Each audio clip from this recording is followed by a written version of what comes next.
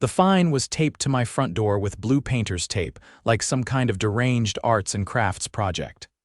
Violation, unapproved exterior modification roof, it read in all caps. Attached was a bill, $500, due in 10 days. I stared at it for a full minute before laughing out loud. Not because it was funny, but because I knew exactly who did this. Her name was Felicia Zimmerman, head of the HOA Architectural Review Committee, self-appointed guardian of community aesthetics, and the most exhausting woman I'd ever met. She was the type who measured grass height with a ruler and reported garden gnomes as visual clutter. She'd been gunning for me ever since I moved into the neighborhood last year. And of course, she struck the day after my new roof was finished. I wasn't stupid. Before I even scheduled the work, I submitted all the paperwork. The roof was the exact shingle color from the HOA's approved list, slatewood gray. I had the stamped approval letter in my glove box. I even had Felicia's signature on it, so I didn't waste a second. I marched straight to the HOA office at the clubhouse, dodging a line of golf carts in the parking lot. The door was open. Inside, Felicia sat at her desk, pecking at her keyboard like a furious hen.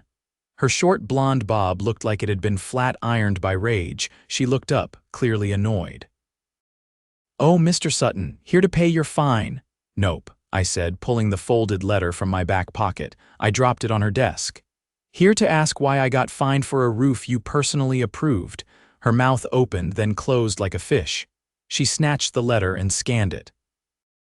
"That there must be a mistake. This doesn't look like it's your signature at the bottom, dated 2 weeks ago." She blinked.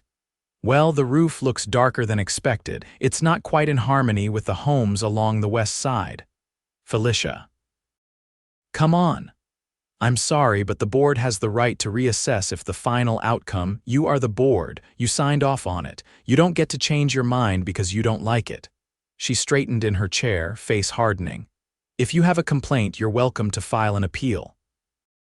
But in the meantime, the fine stands." I stared at her. "You're serious?" Felicia folded her hands. "Very." I left without another word, but I wasn't dropping it. I walked straight to my garage, pulled out the box where I kept every HOA document and started scanning. Emails, letters, photos. I printed the approval form, the color sample with her signature, even the time-stamped email confirming receipt. Then I called an emergency meeting. By the next evening, I had 5 neighbors in my backyard, people who'd all had run-ins with Felicia over the years.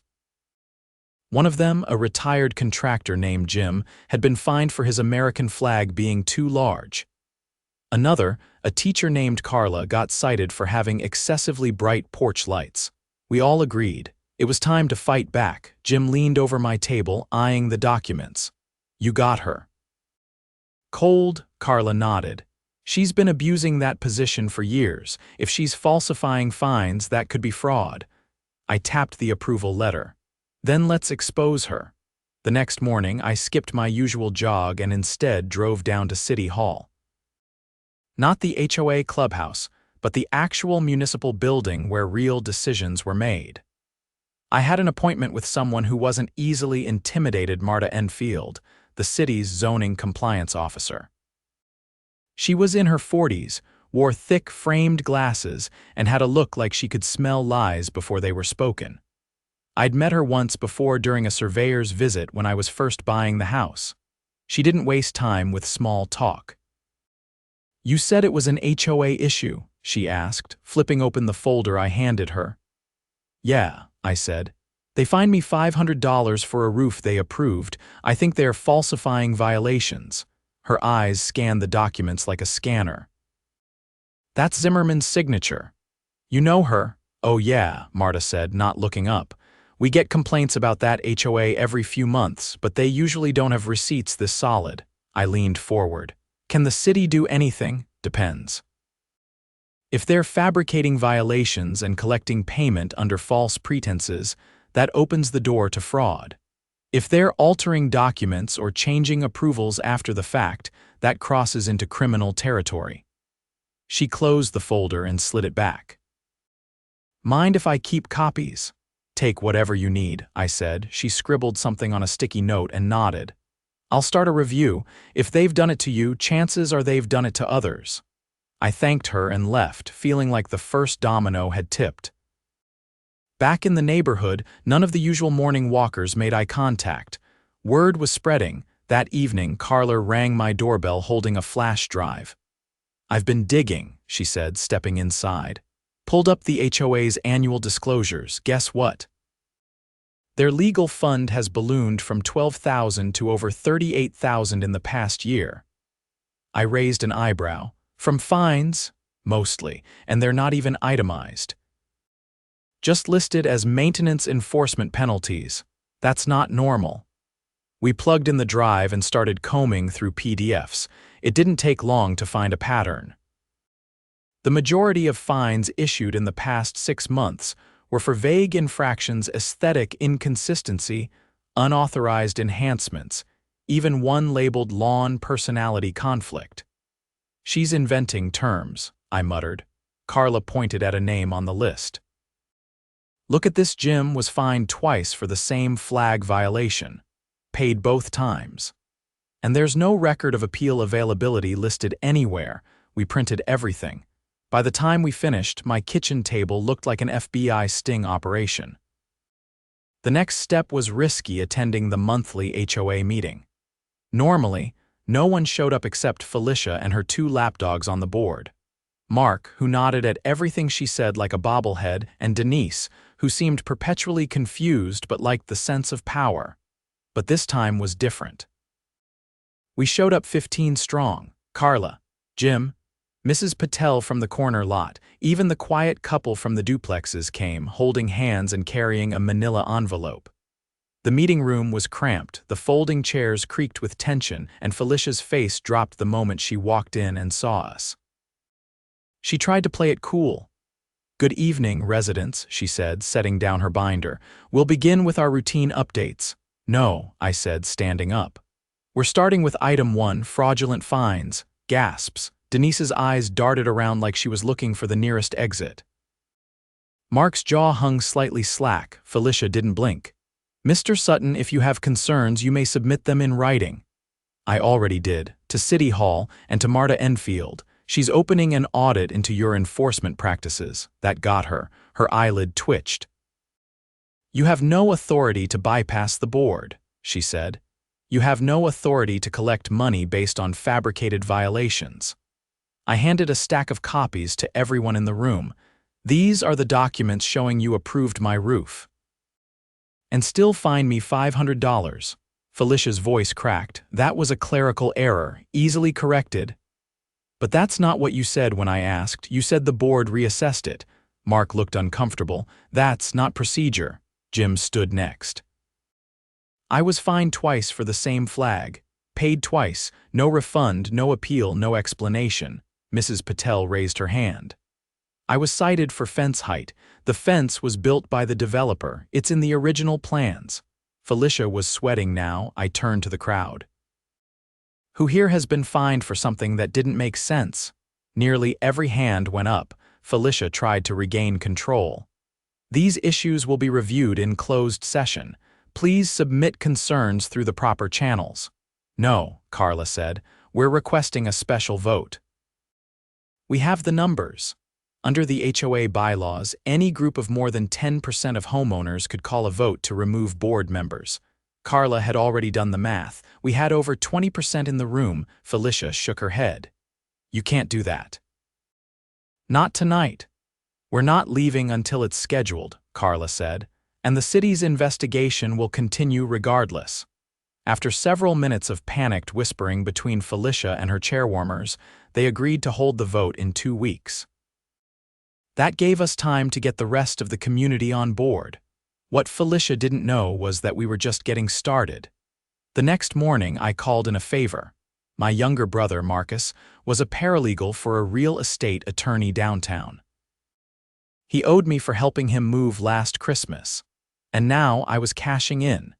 He came by that afternoon and brought copies of HOA case law, including one particularly damning case from 2 years earlier where a board president had been sued for personal liability after issuing bogus fines for profit. "This is your leverage," Marcus said. If she's been collecting fines for things she knew were approved and the money's not going where it's supposed to, that's embezzlement. If she altered any documents, it's forgery. Carla arrived just as he was finishing. She's going to panic, she said. I talked to Marta again. The city's requesting the HOA's financial records from the past 3 years. I leaned back in my chair. Good. Let her sweat. Over the next week, signs started popping up in yards. Vote for change, restore accountability, and my personal favorite, no more fake fines. People we hadn't seen at meetings in years started stopping us on walks, asking questions, sharing stories. Then the twist came. A neighbor, Glenn, who worked in IT for a security company, approached me with something unexpected. He'd been helping the HOA install cloud cameras around the clubhouse and happened to notice something strange in the access logs. Someone deleted footage from the day you were fined, he said. It's not gone, just marked for deletion. I recovered it. He pulled up the clip on his laptop. It showed Felicia entering the HOA office, opening the file cabinet, removing a folder and swapping out a form. Time stamped. Clear as day, we now had video evidence of document tampering. This went beyond HOA politics. It was criminal. Marcus forwarded the footage to the city's legal division. Marta called 2 hours later. The city was issuing a cease and desist on all further fine collections by the HOA pending investigation. That night, Felicia's porch light stayed off. Her car didn't move all day. And for the first time since I'd moved in, the neighborhood felt like it belonged to the people who actually lived in it, and we weren't finished yet. The morning of the vote, the sky was a muted gray, thick with the kind of heavy quiet you feel before a storm. The streets were unusually still. No morning dog walkers, no sprinklers hissing. Just a lingering sense that something big was about to shift. I stood by my kitchen window watching the clubhouse across the street. A police cruiser was parked outside, not a show of force, just presence. After the city's cease and desist notice, the mayor's office had authorized enforcement oversight.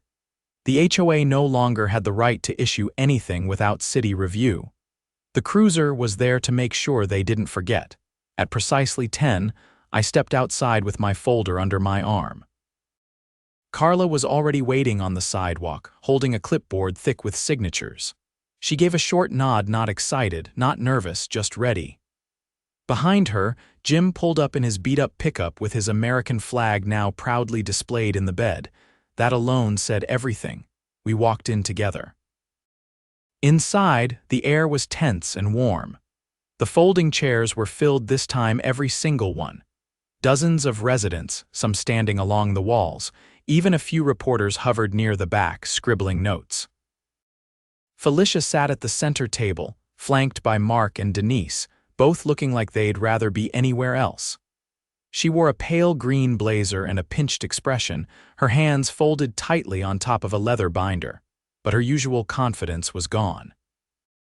The meeting opened with a stiff welcome from Felicia, her voice clipped and mechanical. She tried to move into the agenda, but Carla raised her hand. We're invoking Article 8, Section 4, Vote of No Confidence. Felicia didn't look up. We'll address that under new business. We're addressing it now, I said. We have the quorum, we have the petition. Carla handed the clipboard to a city official seated beside the officer. He flipped through the pages, counted silently, then gave a single nod. It's valid, he said. Felicia's jaw tightened. This is an ambush. No, Carla said calmly. This is accountability. The city official cleared his throat. Before we proceed, I've been asked to deliver a formal notice. The HOA board is under investigation for financial misconduct and document fraud. At this time, all board actions are subject to legal review. The room buzzed with murmurs. Felicia leaned forward. This is a private association. You have no jurisdiction over our internal. You've been collecting fines under false pretenses. I cut in. You changed signed approvals and deleted surveillance footage to cover it. That's not internal business. That's criminal. Felicia finally turned to me, eyes sharp. You have no idea what you're dealing with. Actually, I said, pulling out a copy of the recovered video file. I do.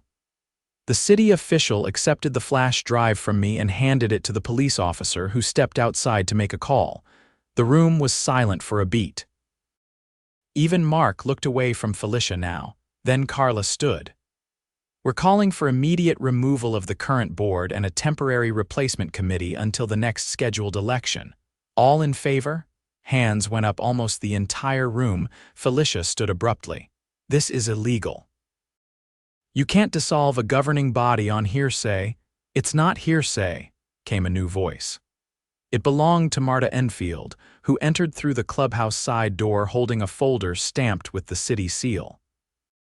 We've confirmed at least 23 instances of falsified fines, misappropriated funds, and unauthorized document alterations. The city is filing charges. Felicia's face drained of color. Mark quietly rose from his chair and stepped away from the table. Denise burst into tears and asked if she could leave. No one stopped her. Felicia didn't move. Marta approached the front of the room and placed the folder on the table. As of this moment, the current board is suspended. City-appointed administrators will oversee operations until a new election is held. Miss Zimmerman, you'll need to stay for questioning. 2 detectives entered through the rear door, their badges clipped to their belts. One of them read Felicia her rights as she stared straight ahead, unmoving. When they asked her to stand, she did so stiffly, refusing to meet anyone's gaze. As they escorted her out, the room remained hushed. Then someone clapped. It started slow, one resident near the back, then another, and another, until the entire room was on their feet, applauding not out of celebration but relief. The storm had passed. Later that afternoon, I stood in my driveway as neighbors stopped by one after another. Carla brought over homemade lemonade with mint. Jim handed me a folder with old HOA records he'd kept for years, just in case. Even the quiet couple from the duplexes waved as they drove by, their windows rolled down for the first time in weeks. Marta stopped by briefly. We'll be auditing all past fines, she said. Those that were baseless will be refunded. Will she be charged? Forgery, fraud, possibly obstruction. Depends what else turns up. I nodded, looking at the clubhouse, now dark and locked. What happens to the HOA? It'll survive, Marta said. But it'll be run by the people this time. That evening, the new interim committee held a short meeting on my front lawn. Nothing official, just neighbors talking about repairs, events, and how to make the place feel like a community again. One of the teenagers offered to repaint the neighborhood sign. Someone else volunteered to mow the public strip near the park, no fine required. As the sun dipped low, casting long streaks of gold across the rooftops, I looked up at mine. The ugly roof that started it all. It looked perfect to me. And this time, no one was going to tell me otherwise. I hadn't planned on testifying in court that month. But 3 weeks after Felicia was escorted from the clubhouse, I found myself sitting outside courtroom 12, flipping through a slim folder of documents that had become far more significant than I ever imagined. The charges against her were no longer just about misconduct. During the city's audit, they'd uncovered something much darker. Felicia had been redirecting a portion of collected fines into a private account. Not the HOA's reserve fund, not even a slush fund. A personal account registered under the name of a now defunct landscaping company she had created 4 years earlier. The fraudulent company was listed as a vendor on the HOA's books. She'd been billing the HOA for services never rendered, then using the HOA's authority to collect fines that funneled money directly to herself. Over $60,000 over 3 years. The DA planned to make an example out of her. Carla slid into the seat beside me, a thin sheen of sweat on her forehead. She tried to pin it on Mark, she said, barely above a whisper, said he was the one who handled the finances. I shook my head slowly. He couldn't balance a checkbook if you spotted him 3 digits. Doesn't matter. There's a paper trail. Her printer logs, her IP address, her own signature on those fake invoices. We were called in 10 minutes later. The courtroom was modest, with pale wood paneling and a tired ceiling fan that buzzed faintly above. Felicia sat at the defense table, her lawyer whispering something with forced calm.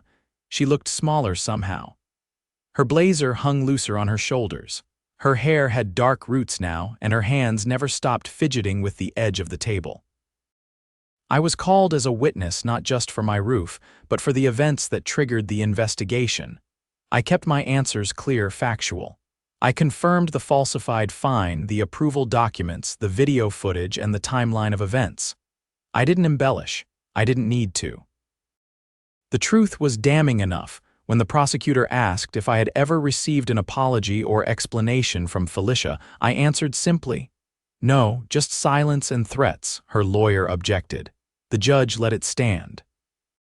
After I stepped down, Carla testified about the financial disclosures she'd uncovered. Glenn presented the recovered surveillance footage. Marta walked the court through the vendor scam, and then came the final surprise. A woman named Renee, who no one in the neighborhood recognized, took the stand. She was soft-spoken, in her early 50s, and had been the bookkeeper for the original property developer before the HOA took over. She testified that Felicia had approached her years ago, asking for old vendor templates to make things look consistent. Renee had provided them innocently, not knowing Felicia would copy the formatting and forge dozens of invoices. "I thought she was just updating the records," Renee said, her voice trembling. "I had no idea she'd use them to steal." When the prosecution rested, the defense didn't even call witnesses. Felicia's lawyer requested a recess to negotiate a plea. The judge agreed. We were told to return the following week for sentencing. Outside the courthouse, the air felt lighter. Carla exhaled and leaned against a column. "She's finished." "Yeah," I said, "but we're not." She looked over. "We still need to rebuild the board, redraft the bylaws, rewrite the enforcement policies. Half the neighborhood's still unsure who to trust." We met again that evening in my living room. Carla, Jim, Marta, who now served as the city liaison, and 7 other residents who had volunteered to serve on the restructured HOA committee. We weren't calling ourselves a board, not yet. The term was too poisoned. "I want everything transparent," I said. "Every fine, every approval, every policy publicly available. No more hiding behind procedures no one understands." Jim tapped his pen on a notepad. "And no single person should be able to sign off on enforcement.